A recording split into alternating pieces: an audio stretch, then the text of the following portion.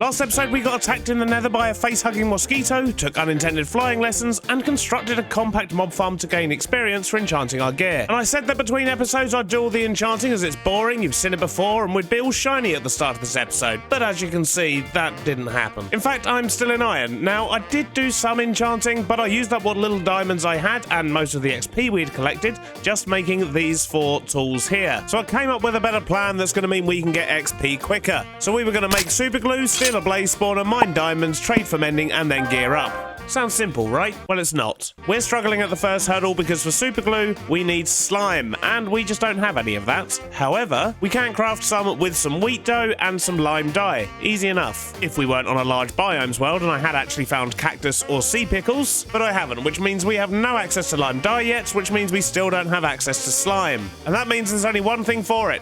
We're gonna have to go exploring. Future Beardy, put on some exploring music. Stop. What is that? Put something good on. Never trust that guy.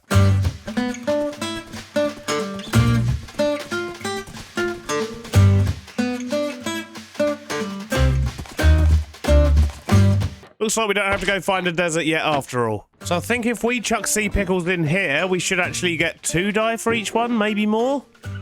Nope, just 2, that's fine. Still double what we would have got otherwise. But I also need to chuck some wheat through there so we can get some of the wheat flour, which we can then mix with water to make dough, to get the slime balls we need, and now we can make our super glue. Excellent. Yep, there we go. Super glue acquired. And the reason we needed that will become clear soon. We're probably going to need a bunch more iron as well, actually, by the looks of it. But there's also a few other things I need to make before we can go and grab this spawner. And the main part of that is train rail. And we need a train station as well. So let's quickly make a bunch of stuff and I'll show you what we've got and how it works in just a moment. Right, well that's that plan out the window. It turns out that I need sturdy sheets to make train casings to be able to make a train station. And yeah, we are miles away from that. So I guess we're not getting a blaze spawner today. After all, we need a new plan to get more XP. And as we can't get a blaze spawner into the overworld, at least not yet, that means we need to try and find some more in the overworld. And there is one here.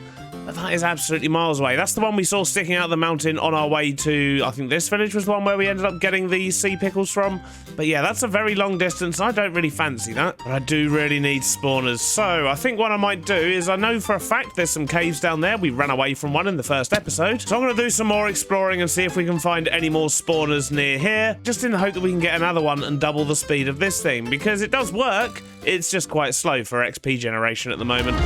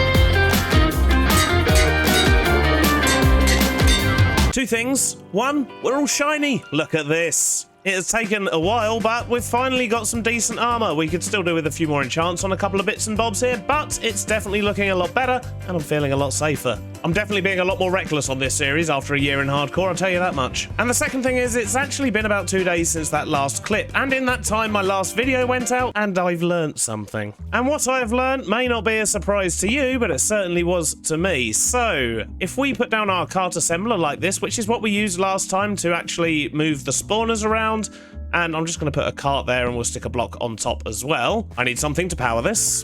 There we go. So when that gets powered, as we know, that turns it into a contraption and we can move stuff around. And what I also knew is that if you crouch and right click, you actually pick up that contraption. So I've now got this, and when I replace it, it actually builds the whole thing up again, which is great. However, if we come over here to the blaze spawner that we found last episode and we do the same thing, so we put the cart assembler under the spawner, put the minecart in, and then we power it, it does of course pick up the spawner. But if we crouch and right click with a wrench, we can't do it because a mystical force is binding this cart contraption to the world. So basically, you can't pick up spawners. Or so I thought. That if we actually go into the settings for create, and if we go into the create contraption settings, we can just set this to movable. And now when we crouch right click and replace it, we have our blaze spawner. And if I'd known this at the start of this episode, well, you wouldn't have got a funky time lapse for a start, but it would have been a whole lot quicker for me. The good thing is I do now know this, so we can go and add this blaze spawner to our mob farm and... So now if we quickly break into our mob farm again, and my thinking is we can just add this in right here. Look at that, and it's already spawning them. Amazing. Right, let's run away quickly. Oh, we should get rid of the torches as well. And look at that, we now have blazes coming through into our little mob spawner. That's awesome. We just need to make sure we're picking up their drops. So let's just keep an eye on this barrel here until we get some blaze rods coming through. And there we go. There's our blaze rods. So let's stick that on there. And we have an easy blaze farm now. Amazing. And more XP, of course. Anyway, it's loud in there. That's enough distractions. What are we actually supposed to be doing this episode? Making an iron farm, that's what. And I've got an idea of what I want to do for this, and I think I'm going to put it up here on this hill, potentially where those trees there are. I think that'll work quite nicely. We can build a nice little path all the way up there, but being a little iron mine, I think it's going to want to go up on this hill here. So as usual, I guess the first step is going to be to clear a bit of space.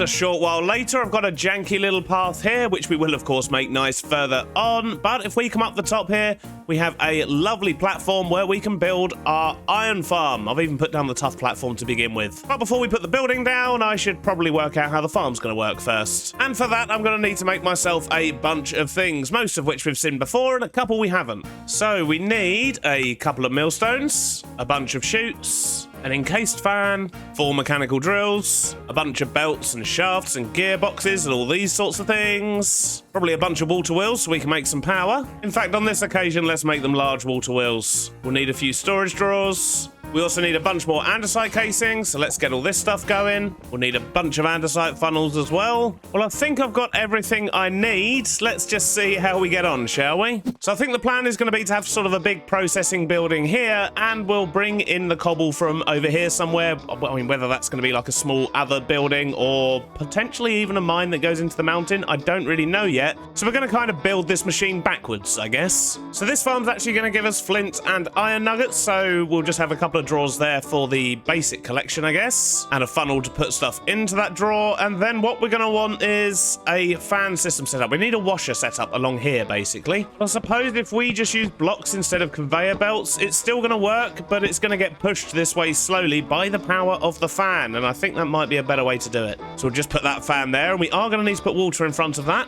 So that's going to wash the gravel when it drops down from somewhere up there, I guess. So maybe let's just quickly mark out what we think the edge of the building is going to be. So if the water's going to go there, we'll feed everything into the washer this way. So let's just get a couple of conveyor belts in. This one is going to end up being quite janky, but it should do the trick. Then all we need here is a couple of funnels. We'll have the millstones on top, which I think we've probably used this area here for powering everything. Then a couple more chutes and some funnels, and then I think we're going to have conveyor belts here. They're probably going to feed in from outside the building, because then we'll have some kind of ramp or something to actually bring in the cobble. So let's get some more bars in. So something like that, and then let's get rid of this. So the cobble's going to come in from this way. It will then go down the funnels and the chutes into the millstones. That will then spit out onto the belts. That will drop it in front of the washer, which will then blow it into here. So yeah, that should work. Although what we need to figure out now is how we're actually going to power everything. And I think for this one here, I might actually stick the power underground because I want these to run really, really fast, which means it's going to need a lot of power. And we don't really have very many good power options at the moment. So how about we go down here and we stick it underground, and then we'll connect the power to this belt here. And then from there, hopefully we can get it everywhere we need it. So let's dig a big old hole down here. This hole should be big enough. So if we just put water along the bottom here and stick all our water wheels in here, that should give us about 4,500 stress units, which I'm hoping is going to be enough. And then we'll just stick a vertical gearbox in there. Although I guess what we could do is actually speed it up a little on the way to the top. So let's just do this. If we stick a large cog and then a small cog and then a large cog. And if we put an andesite casing on that, we can actually get away with putting a small cog there. And that's now going to be going at a more reasonable speed for us, which is good. Although it's also going the wrong way. So let's stick another gearbox in. Beautiful. And now what we want to do is we want to speed this up loads and loads and loads, and then attach it to both this fan here and these bits here. And I do have a speed controller, but to be honest, I think it's going to look quite cool if there's just a whole bunch of cogs going on in here. So we're going to do that instead. So let's just kind of jam in some gears and things around here. So I've taken the power off this belt here, doubled it, put it into a gearbox, and then doubled it 3 more times. And yeah, now we're getting 1,024 stress units of power into those, which I think should be more than enough for our needs for now. And if I connect this up like this, we should be getting only 64 from that. Well, I wouldn't mind getting a bit more from that, but that should do fine. So if we just stick a sign there and a bucket of water in front. Excellent stuff. And I guess it doesn't matter if this takes a little bit longer, because what we'll do is we'll just lock this drawer so that it can only take flint and iron nuggets, and then any gravel that's not been washed yet when it gets to the end will just sit there for a moment. That's fine. Although, to be honest, I have no idea if a faster fan washes quicker anyway. I know more fans do, but yeah, no idea if having faster fans actually washes things faster or not. So we'll just leave that as it is. It's fine, it's fine. And it looks like we've managed to cram it all into a tiny building as well, which is good. Although it does occur to me, I haven't actually wired up these ones here yet. So how are we going to do that? Let's maybe try putting a cog there and one there, and then a vertical gearbox there. Ah, it's going the wrong way. Not a problem if we just add an extra gear on here and put it in there, and then grab... Do we have any more shafts? There we go, and stick shafts in. Well, yeah, definitely worked. It just threw me off. So put one in there, and yeah, I think we're good. That's all it needed. So there's almost definitely a much tidier way to do all of this, but to be honest, I actually just think it looks really cool. So when you walk in here, there's lots going on. Yep, love it. Although I am going to cover these belts with some casings. So I think what I'm going to do now is actually get the rest of this building built up, and then that's hopefully going to help me decide what to do with the actual cobble generator. So first up, let's just build these walls up a little bit higher. We can always texture it later, not a problem. And what we're going to use for the divider in the middle here are these, which are reinforced spruce logs. So we actually get these from the chipped carpentry workbench, the same one that we put planks in to get all these sort of textured blocks we've used on the side of the buildings here. But I think these blocks look nice and industrial, and yeah, they're going to work well. Yeah, I like those. What I don't like, though, are these corners here. I wonder if we can get away with using girders or something, maybe. So let's just use some of these. Yeah, I think I quite like that shape. Although I want to get some stairs on the doorway there. That'll help shape that a bit better. So what do we do with the rest of this thing? Maybe let's just do this with spruce as well. We've got to keep it in keeping with the rest of the buildings around here after all. It's looking very basic, but I think we're getting there shape-wise. Let's see if we can get a roof on this thing. And once again, for the roof, we're going to use some polished cut deep slate as the main block. And we'll mix in a little bit of normal cut deep slate as well. We're just going to arch this roof off gradually so it doesn't come to a proper point, and maybe just finish it off with a row of slabs up here as well. Well, I think shape-wise that should just about do the trick, but it looks a bit disgusting at the moment, doesn't it? Let's be honest. So I'm going to spend a bit of time getting a whole bunch of detail on this. We'll probably add like a balcony or something out the front here. We'll of course texture the blocks. We'll get some pipes and things on the outside. Who knows? I'm going to have a play for a little while, which means you're probably going to get another beardy montage, you lucky, lucky people.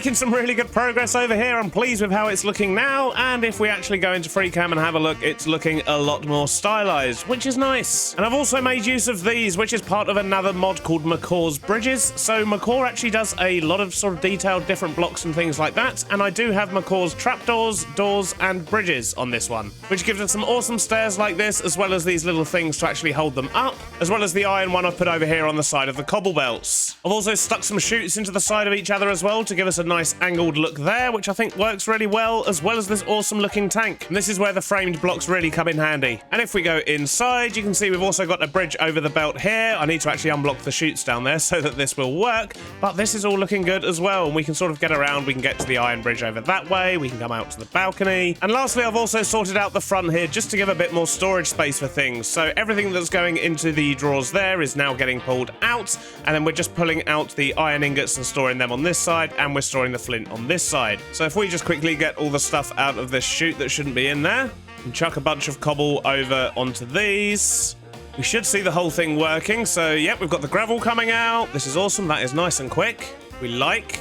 This is all coming over here to get washed, and then that should be bringing everything over to these two boxes here. There we go, so we've got some flint coming through, look at that. And the ingots are going over to that side, perfect. So what we need to do now is to put a cobble generator in, and to be honest, I think I'm just going to put it in the floor down here, and then we'll kind of figure out what to do with the surface afterwards, I think. So to get this working, we're going to need to take power off of this conveyor belt here. And let's think about this. So if we have the chain drives there, and we have two drills on this side with some belts underneath, and I guess we're going to need to also put in a couple of chain drives just to connect up these two belts here. And just because I don't trust these things just to drop down, we're actually going to put funnels there as well, just so hopefully everything will definitely get pulled through. Now we need to get power over to this. So our best bet's probably going to be to use a vertical gearbox there and there with the shaft in the middle. Brilliant. Now the drills are going. Well, I have a feeling we might need to add an extra water wheel by the time we get the second set of drills on. So I think we actually need to extend the conveyor belts out to here because we didn't leave anywhere near enough space there for the actual stuff to generate. So let's just do this. We'll add some more funnels. Then we'll put some chain drives behind, drills in front of those. And this is probably where we're going to overstress the system. Yep, I thought so. Not an issue though. Water wheels are extremely cheap and easy to make. Let's just keep adding wheels until it works. There we go. I had to add an extra 4 wheels, but that's fine. The important thing is it's all now working. Beautiful. So I'm just going to get all this blocked in. And then what we need to do is flood all of these drill heads. And we'll just create a little box around here. And if we just put lava in these corners. So now we have our cobble being produced. That's all going inside. And hopefully we're getting... Yep, I just saw an ingot go in there. And we should get flint as well. Not that we really need that, to be honest. We mainly just want the ingots. But that's awesome. This thing is now working at full capacity. And yeah, it's not going to be the fastest thing in the world. I'm fully aware of that. But for a starter iron farm, it's fairly cheap and easy to build. And it's definitely going to help us out. Plus, so far, it's looking okay in the area as well, but we've got a lot more to do. And the first part of that is going to be to cover this up somehow. Oh, hello. Mangrove propagules. Don't mind if I do, Fern. Right, quick, let's go grab some emeralds. And look, I'm making loads of good progress over here as well, but we'll get to that in just a second. First, come here. I want your propagules. What's this? Crocodile scoot? I don't think we want that. But thank you very much, Fern. You are awesome. Well, I guess now seems as good a time as any to have a little look around at what we've got going on here. So I've started decoration on the path. It's still a bit of a work in progress, but it's certainly looking better than it did. And then up here, the front of the building's looking much better as well. We've got all the crates in, and this thing has been running an absolute treat. Look at that. And I have actually already converted about 1,000 ingots. They're nuggets, not ingots. But I have converted a bunch of those already into about 3 stacks of iron, which was lovely. And yeah, we're getting a buttload of flint. But if we look in the top corner here, you can see I have actually put a void upgrade on that. And that means once it gets to a certain level, it's just going to bin it all off anyway, which is fine. And to hide the cobble generator, I just put like a little shack here for now because I wasn't really too sure what to do with it, but I think that works absolutely fine. We may change it in future, I don't know. And something else I've done is actually just carved a little bit of a stairway up here because I think I do actually want to put a proper mine shaft here. So we're going to dig a big hole here that goes right the way down to the bottom, and we're going to put in a lift and pulley system and so on, and that's going to be absolutely marvelous. But that's not a project for today. I think today's project is pretty much complete. And we now have infinite iron. Excellent. On a side note, I've also changed the sword in here. This has actually now got mending, it's got sharpness, it's even got looting. So we're getting a lot more stuff from this, and we shouldn't need to keep replenishing the swords anymore. But this has been working wonderfully as well. Look at all that XP. And just before we wrap up the episode for today, there's one last thing I need to do. That is, of course, to name the horse. And there were lots of awesome suggestions. However, the one that really got me was Pickles. And annoyingly, I can't actually find the comment again, so I don't know who it was. But thank you very much for the suggestion. Their reasoning was because I rode the horse over to the ocean and there are pickles in the ocean. However, in this episode, before that video even came out, we did actually go all the way over to another village on the horse and actually get pickles, so it just made sense. May you live forever, Pickles. In fact, haven't I got some diamond horse armor? Oh yes, Pickles, looking much better. And you may also be pleased to know, those who are asking, that the mod pack is now available for you to play as well. I finalized everything. I think I've squashed all the bugs and all the conflict issues. So if you do want to play on your own world with these mods, then jump in the Discord. There is a channel in there where you should just be able to download the CurseForge profile, and that'll install everything you need. But sadly, that's all we've got time for today. I hope you've enjoyed it, and I'll see you on the next one. Bye-bye now.